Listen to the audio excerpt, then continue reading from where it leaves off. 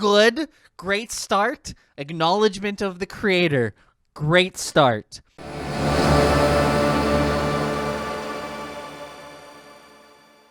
Guys, remember this guy's face? Guys, remember our friend Doug Scott? Doug Scott is canon with Michael Scott. They are part of the same universe. We've got a video here of him talking with eMarketer Vice President of Business Development Marissa Koslov about the industry and about Twitch. And I love watching these videos. I think they're engaging, and it's good to know how Twitch is marketing themselves to the outside world. So I figure we'll watch it. So let's do that right now by pressing play. eMarketer is perhaps every one of their hosts feels like they're reading from a script, and it's the first time they've ever communicated in front of a camera for some reason. Hi, and welcome back for another eMarketer Industry Voices, Marketing in Uncertain Times. I'm Marissa Koslov, Vice President at eMarketer.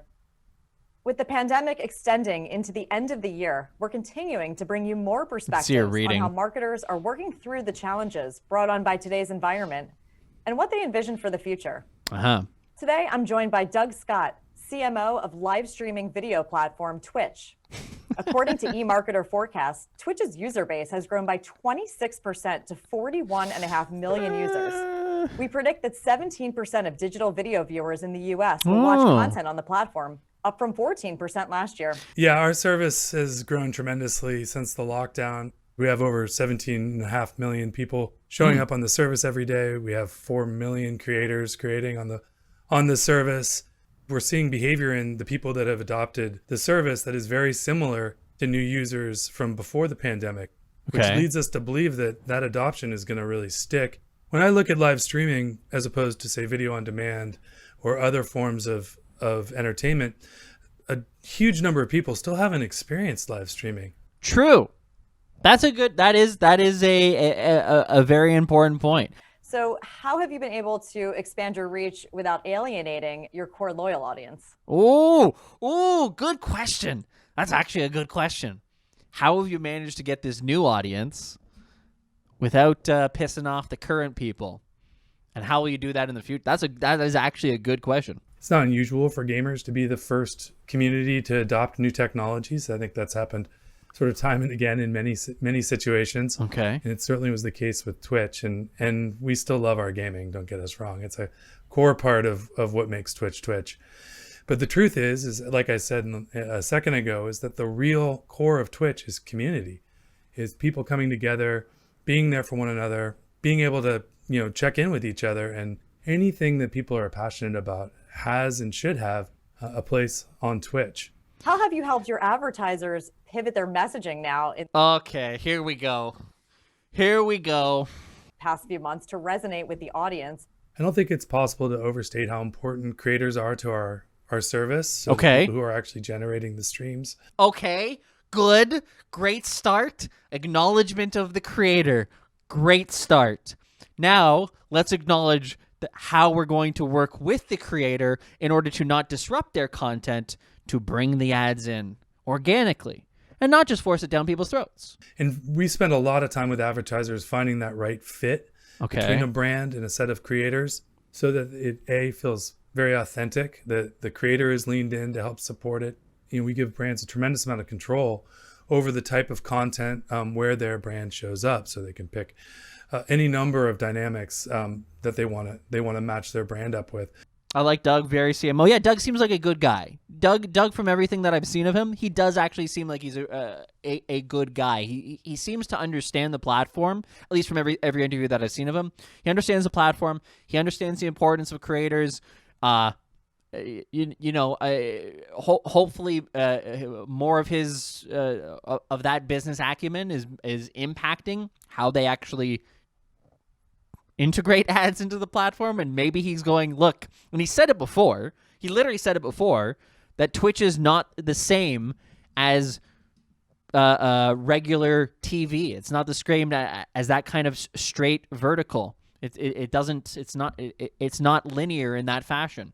You even look at live content on TV, football, hockey, NBA, and they take timeouts from the content to run those ads. You're never going to get an ad over the content that you're watching live, other than if it's an in-game ad. There are ways that live content has already proven that just jamming an ad into a stream doesn't work. You have to work with the creators. You have to work with the NFL. You have to work with the NBA in order to get them to take those breaks so that the money is generated.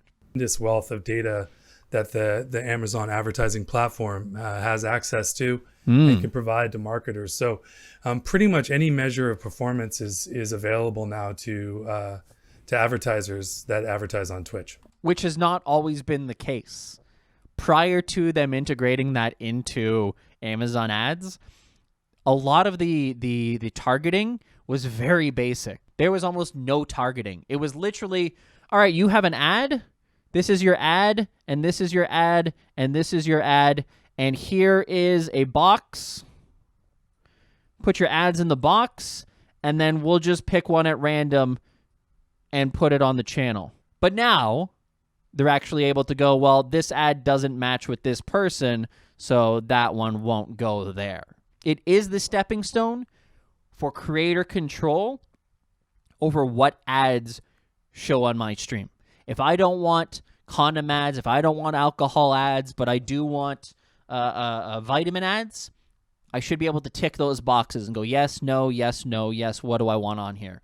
Non-compete brands, if I'm doing a deal with Fitbit, or I'm with Logitech. I don't want SteelSeries ads. Don't want them. Those little tick boxes are going to come as a result of them integrating it with Amazon. I have to bring up influencers also because they've been a huge part of Twitch and have certainly helped to broaden awareness for the platform. How do influencers fit into the marketing mix for you? Deeply.